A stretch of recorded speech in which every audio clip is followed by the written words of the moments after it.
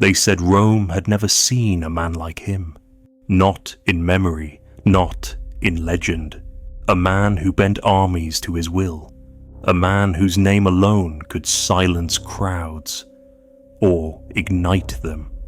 By the time this story begins, Julius Caesar was not merely powerful, he was inevitable.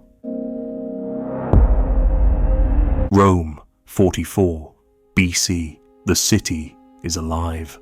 Markets overflow with goods from distant lands, silks from the east, grain from Egypt, wine from Gaul. Streets echo with voices in a dozen languages. The republic that once trembled at the thought of kings now kneels before one man. They do not call him king, not yet, but they do not need to. Everyone knows who holds the power. Gaius Julius Caesar. His name alone commands legions. His presence silences rooms. To understand what happened to Caesar, you must first understand what Caesar had become. He was not born into greatness. He was born into chaos. Rome in Caesar's youth was a republic tearing itself apart. Rival generals, corrupt senators, street riots, assassinations. Power belonged to whoever could take it, and Caesar took it. First with words. He was a brilliant orator, capable of swaying masses with nothing but his voice. Where other men used violence, Caesar used persuasion. Where other men inspired fear, Caesar inspired loyalty. But words alone do not conquer empires. So Caesar became a soldier, and not just any soldier. A general who understood something most commanders did not. War is not won by those who have the most men. It is won by those who make their men believe they cannot lose. Caesar's soldiers did not just follow orders. They followed him into frozen rivers, across hostile mountains, through impossible odds. Because Caesar fought beside them. He ate what they ate. He slept where they slept. And when they bled, he bled. In Gaul, he did the impossible. 8 years of constant warfare, 50 pitched battles, over 1 million enemies defeated, an entire nation brought under Roman control. The Senate in Rome read his dispatches with growing unease. Some celebrated his victories, others feared them, because every triumph made Caesar more powerful. And power in Rome was the most dangerous thing a man could possess. When Caesar crossed the Rubicon River with his army, he broke the most sacred law of the Republic. No general was permitted to bring legions into Italy. To do so was treason, punishable by death. But Caesar looked at that river, and he made a choice. The die is cast, he said, and he crossed. What followed was civil war. Caesar against Pompey the Great, student against master. The two most powerful men in Rome fighting for control. It should have been close. It was not.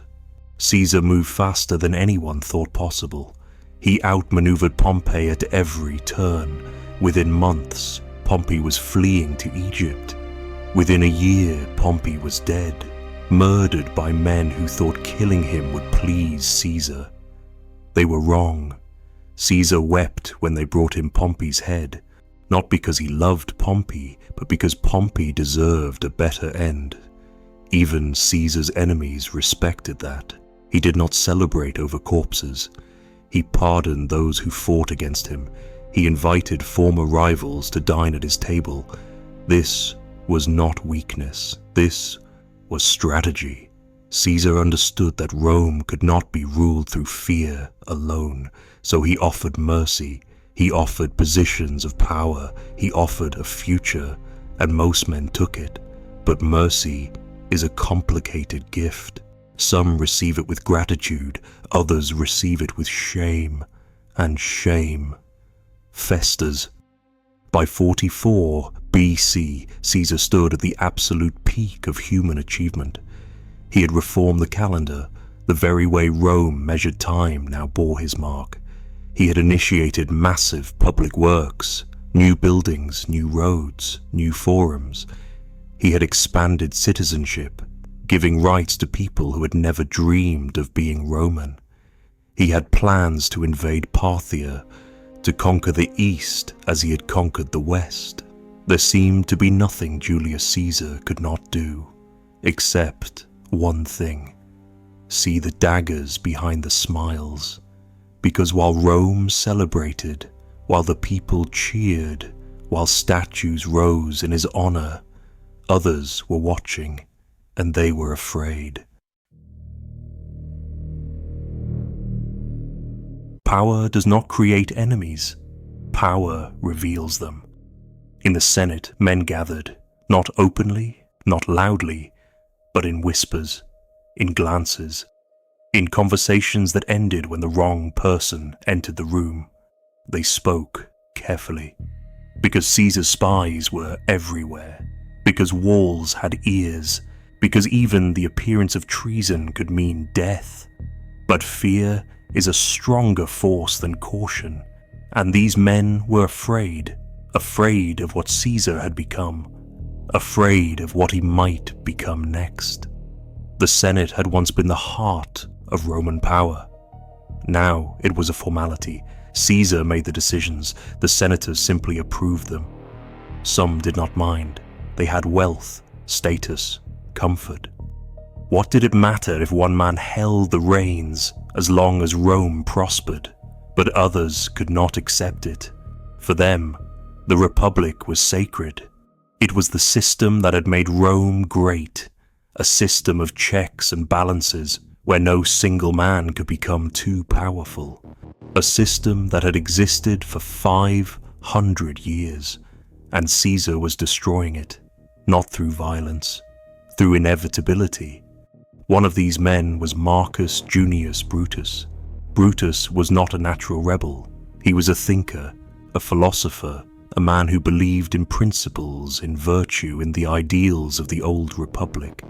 He was also Caesar's friend, perhaps more than a friend. There were whispers, never confirmed, always repeated, that Brutus might be Caesar's son. Caesar's affair with Brutus's mother was well known. The timeline fit, and Caesar treated Brutus differently than others, with affection, with trust, with the kind of favoritism a father might show. Brutus had fought against Caesar in the Civil War. He had sided with Pompey, and when Pompey fell, Brutus expected death. Instead, Caesar pardoned him. More than that, Caesar promoted him, gave him power, gave him responsibility, told him he was forgiven. But forgiveness does not erase guilt. Brutus believed in the Republic, and the Republic was dying. Every honor Caesar gave him felt like a chain. Every kindness felt like manipulation. And the men who hated Caesar knew how to exploit that. They came to Brutus in the dark.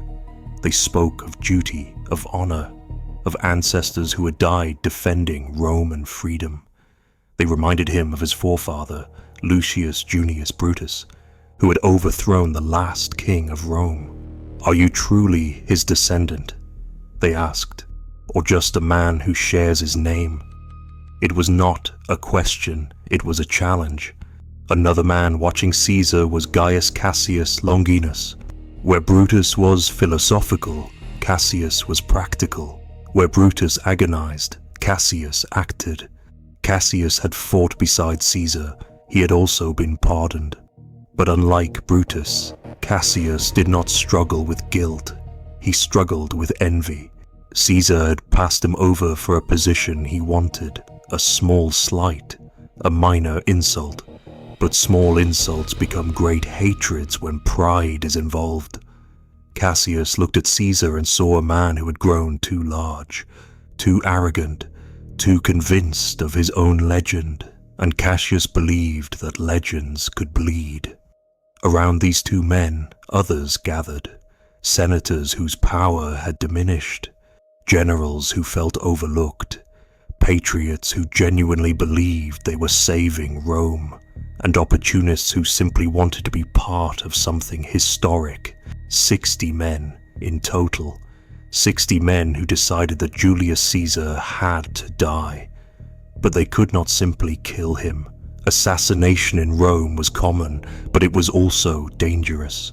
If the people believed Caesar was murdered for selfish reasons, there would be riots. His soldiers would revolt. His allies would seek vengeance. No, this had to be different. This had to look noble.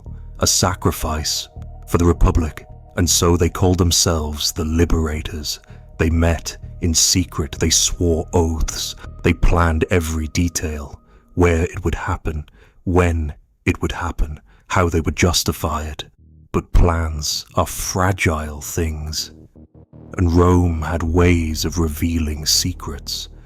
Because while the conspirators plotted, others were watching.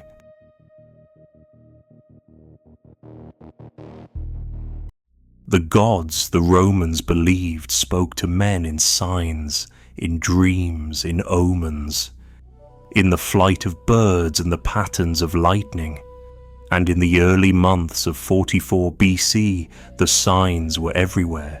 Horses that Caesar had dedicated at the Rubicon refused to eat. They wept, witnesses said, actual tears. A soothsayer approached Caesar in the forum, old, half blind, but his voice carried. "Beware the Ides of March," he said. "The Ides of March, the 15th day of the month." Caesar looked at him and laughed. "The man is mad," Caesar said to his companions. But the soothsayer did not move. He stood there, staring, until Caesar walked away. There were other warnings, more direct, less mystical. A senator loyal to Caesar discovered the plot. He wrote everything down, names, dates, the plan. He sealed the message and sent it to Caesar. "Read this immediately," he urged. "Your life depends on it." Caesar received it.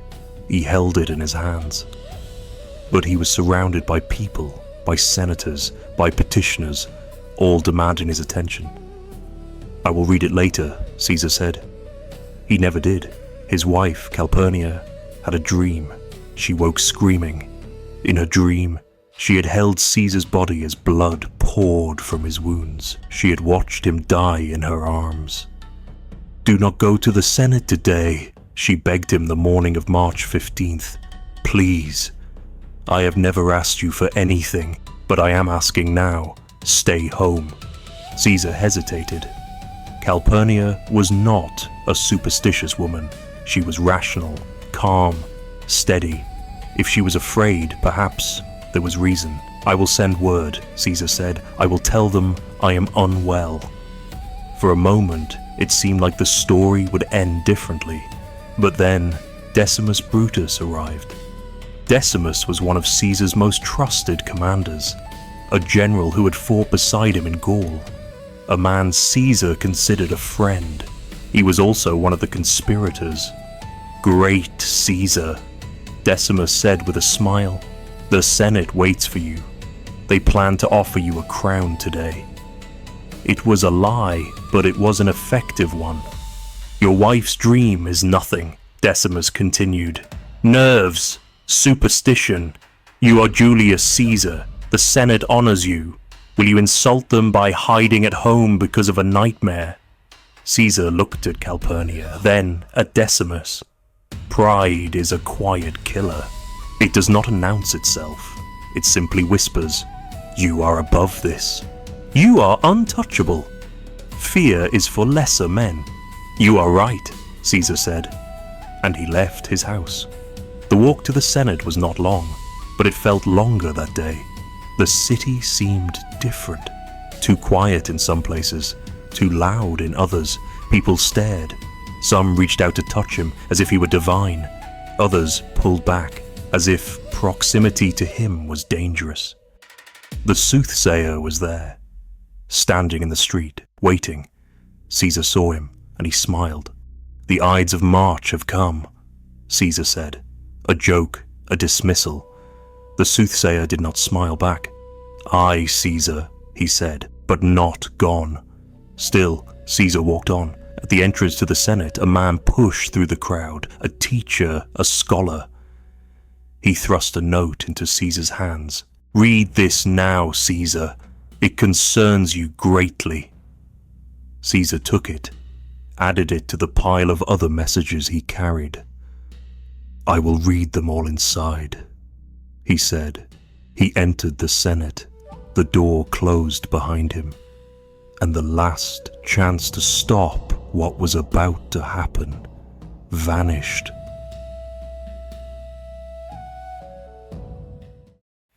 Inside the Senate, the air was still, too still, as if the building itself were holding its breath.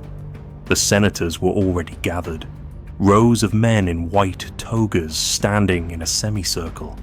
They turned when Caesar entered. Some faces were familiar.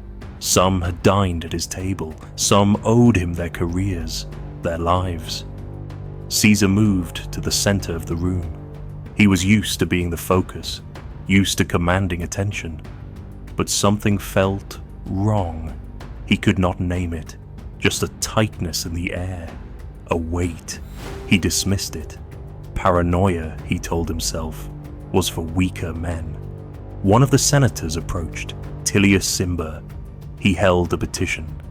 "Great Caesar," Caesar said, "I beg you to hear my request. My brother has been exiled. I ask that you grant him mercy and allow him to return." Caesar had heard this request before. He had denied it before. "I have already made my decision," Caesar said. "The matter is closed." But Caesar did not leave. He stepped closer, too close.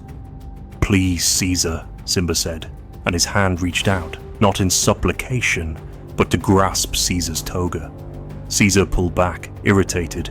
"This is not proper conduct," he said sharply. And then everything happened at once. Caesar yanked Caesar's toga down, pulling it off his shoulder. It was the signal. From behind, Publius Servilius Casca struck first, a dagger aimed at Caesar's neck. But Casca was nervous. His hand shook. The blade glanced off, cutting shallow. Caesar spun, eyes wide, not with fear, but with shock. "Casca, you villain!" Caesar shouted. "What are you doing?" He grabbed Casca's arm, trying to wrench the dagger away. For a moment, it seemed like Caesar might overpower him. But then the others closed in. They came from all sides. Men he knew, men he had trusted, daggers flashing in the dim light. Cassius struck at his face. Another senator stabbed at his ribs. Another at his thigh. Caesar fought. Not with weapons, he had none, but with his hands, his strength, his will. He punched one attacker in the face, shoved another back, but there were too many. The blades kept coming. Each strike brought fresh pain. Each wound stole more strength. Blood poured from a dozen cuts. His toga, once white, turned red, and still they came. Decimus Brutus, the man who had convinced him to come, drove a blade into his side. Caesar looked at him. No words, just recognition. Betrayal has a face, and Caesar saw it clearly now. He stumbled, trying to move toward the door, but his legs would not obey.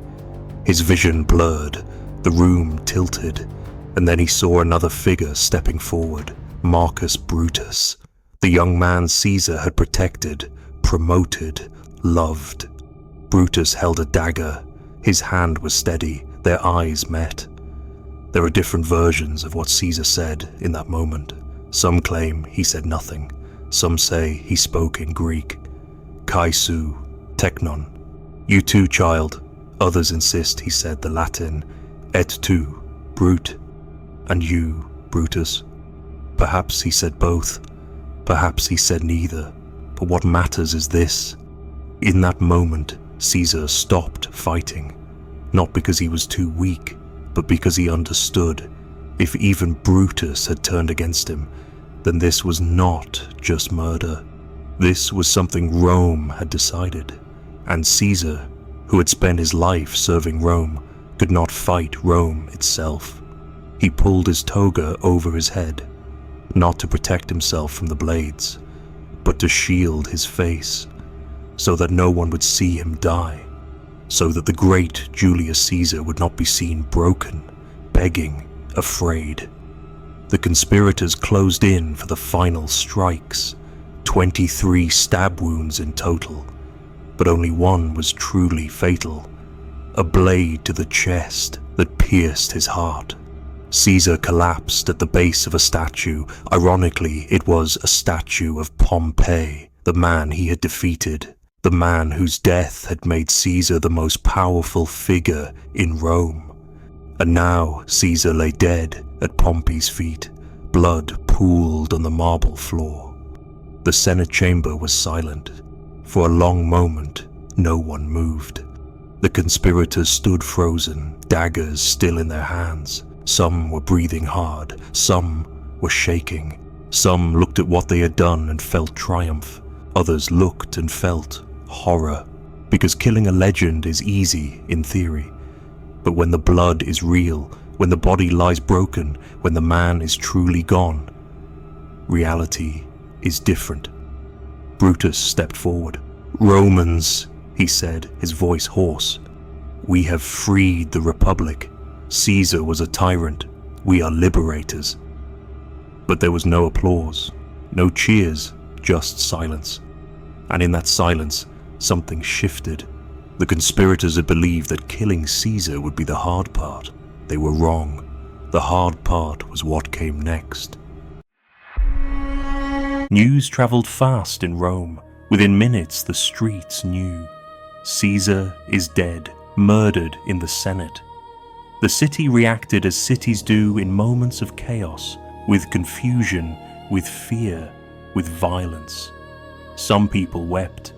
Caesar had been a hero to the common people. He had given them jobs, food, entertainment, hope. Others celebrated quietly. The tyrant was dead. The Republic might live again. But most simply fled, because when the most powerful man in the world is assassinated, no one knows what comes next. The conspirators emerged from the Senate, still holding their bloody daggers. They raised them high. "Liberty!" They shouted, "Freedom! The tyrant is dead!" They expected the crowd to join them, to cheer, to thank them. Instead, the crowd scattered. People ran into their homes. They barred their doors. They hid, because they had learned a truth the conspirators had not. Killing a tyrant does not end tyranny. It just creates a vacuum, and vacuums are filled by whoever is strong enough to seize power. Marcus Antonius, Mark Antony, was Caesar's closest ally, a brilliant general, a fierce warrior, and a man who understood mob psychology better than anyone in Rome. When he heard of Caesar's death, Antony did not panic. He waited, he watched, he calculated. The conspirators made their first mistake that night. They allowed Caesar's body to be returned to his home. They allowed a public funeral. They believed the people would see reason. They believed speeches about liberty and the Republic would sway hearts. They did not understand grief. Antony did. The funeral was held in the Forum. Thousands gathered. Caesar's body, wrapped in his blood-stained toga, was placed on a platform for all to see. Antony stood to speak. He began carefully. "Friends, Romans, countrymen," he said. He praised Brutus, called him an honorable man. He acknowledged that Caesar had been ambitious. But then, slowly, deliberately, Antony began to turn the crowd. He held up Caesar's toga, showed them the holes, counted them.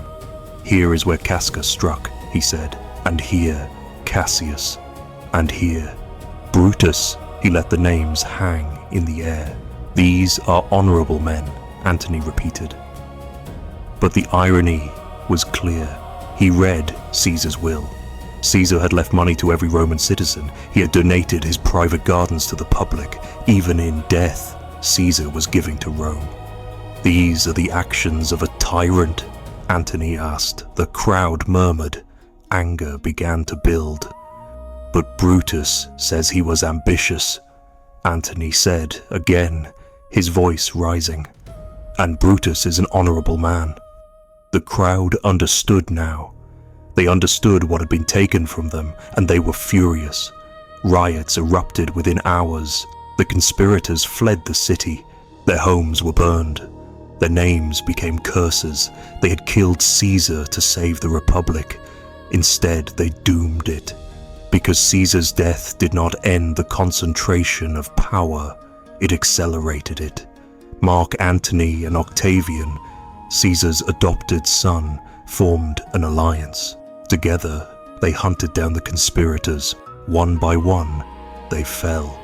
Cassius, realizing defeat was inevitable, ordered his own slave to kill him. He died on the same day as Caesar, 1 year later. Brutus, cornered and broken, took his own life. His last words, according to legend, were about virtue, about principle, about how he had done what was right.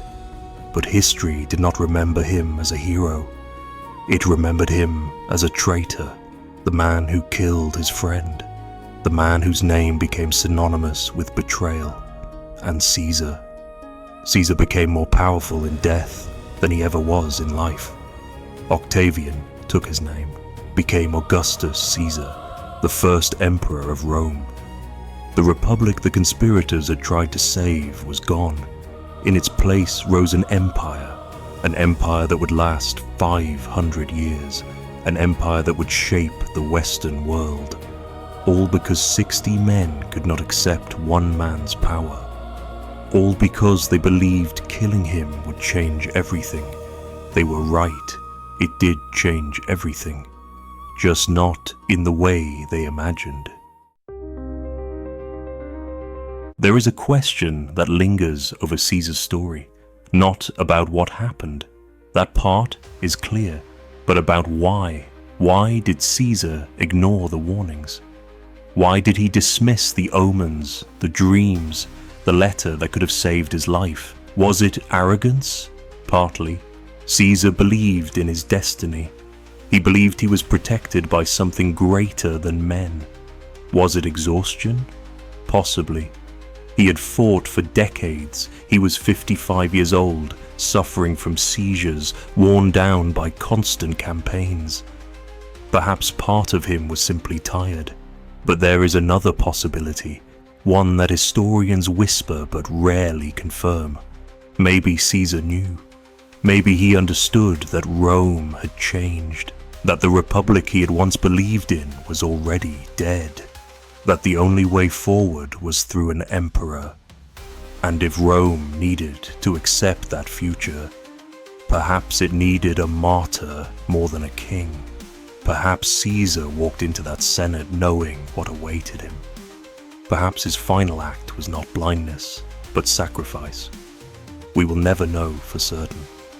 What we do know is this: Julius Caesar was murdered on the Ides of March, 44 BC. He was stabbed 23 times by men he had trusted, men he had dined with, men he had pardoned, men he had loved. And in doing so, they ensured that Caesar would never be forgotten, because legends do not die when their bodies do. They die when their names are no longer spoken. And 2,000 years later, we still speak of Caesar. We still remember the Ides of March. We still use his name as a title: Kaiser, Tsar, Caesar.